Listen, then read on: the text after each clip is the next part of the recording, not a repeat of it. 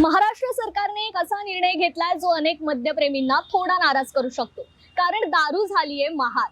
देशी असो किंवा विदेशी, सर्व प्रकारची दारू तुमच्या खिशावर ताण आणणार आहे। सरकारने IMFL म्हणजेच इंडियन मेड फॉरेन लिकर यावरचा उत्पादन कर आता 3 वरून थेट 4.5% केलाय। म्हणजेच एका लिटर मागे तब्बल 260 रुपये सरकारच्या तिजोरीत जमा होणार आहेत। देशी दारूवरचा कर वाढून 180 वरून 205 रुपये प्रति लिटर केलाय। MML नावाचा एक नवीन ब्रँड सुद्धा बाजारात आलाय, महाराष्ट्र मेड लिकर, जो स्थानिक उत्पादक तयार करतील, पण त्यासाठी नवीन नोंदणी लागणार आहे। किमतीतला फरक बघितला तर देशी दारू 180 मिलीलिटर 70 वरून 80 रुपयांवर आली आहे। MML 148 रुपये, IMFL 205 रुपये आणि प्रीमियम फॉरेन लिकर थेट 210 वरून 360 रुपये झाली आहे। पण प्रश्न असा पडतो की सरकारला हे सगळं करायची एवढी गरज का भासली? त्याचं उत्तर आहे लाडकी बहीण योजना।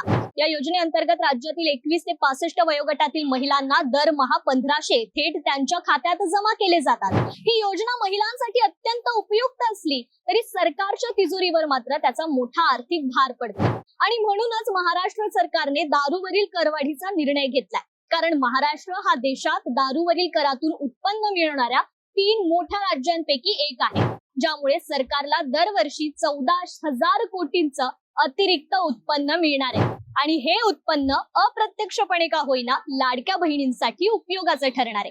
त्यामुळे लाडक्या बहिणी तर खुश आहेत, पण लाडके भाऊ मात्र आता दारूची किंमत ऐकून थोडे नाराज होणार हे नक्की।